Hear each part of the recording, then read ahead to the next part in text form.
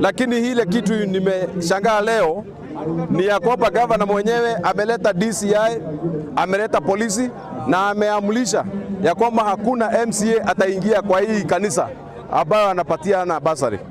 Kwa hivyo hiyo ni kukosea waheshimiwa ambao wamechaguliwa MCAs, kuwakosea heshima. Hata MCA wa Mushadha, yeye ndiye mwenye hii kijiji, hata yeye ameambiwa hata ingia.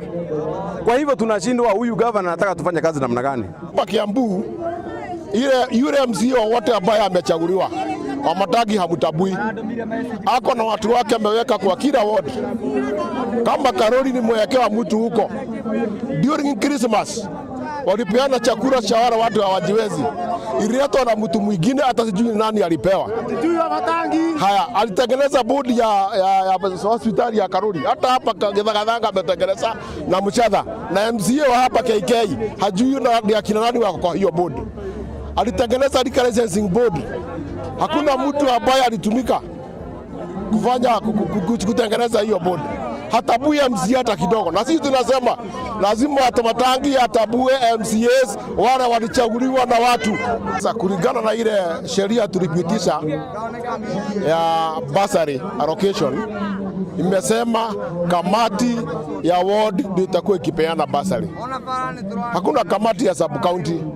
Kwa hivyo kukusanya watu ward 5 walete hapa ni kusubua watu. Ya pili, wananchi wetu wako na shida mingi sana. Kuambia mtu atoke Gashie, Kihara, Gatono, akuja Mushadha, kupata hiyo 200 ya transport ni shida. Mimi nimekuwa bunge hiyo ingine na kwa miaka 5 MCA ndiye alikuwa anapeana bursary kwa kila ward yake. Sijui kwa nini WAMATANGI anakuja kuleta bursary kwa sub county. Sisi tukiwa kama MCA ndio tunakuanga mashinani na tuko na board ambayo tulichagua ya bursary. Na kuna chairman na board members ambao yeye gavana mwenyewe ndiye aliitisha na akona wao kila ward. Chairman wa bursary ya Kwangu hata Dedero hata hajui bursary inapeaniwa wapi. Wao ndio walichukua data, wao ndio walipatiana form. Sasa tunashindwa kwani gavana anataka namna gani? So ile kitu tunasema ni ya kwamba gavana kama hatarudisha bursary kwa wards, itakuwa sasa ni mvurutano kati yetu na yeye huko kwa bunge.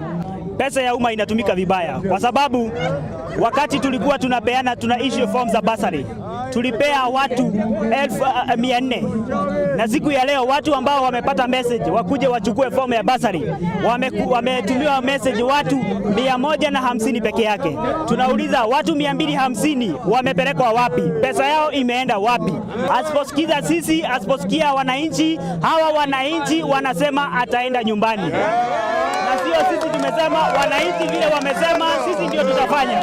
Ni wajibu wa chama kuhakikisha wamemwambia gavana aweze kusikiliza wa MCA wa Kiambu ili kazi iweze kuendelea hapa Kiambu. Kwa majina ni David Mwaura, MCA Dedero Ward. Hapa ni tojita kwa KK na nilie MCA wa itora ya Mushadha.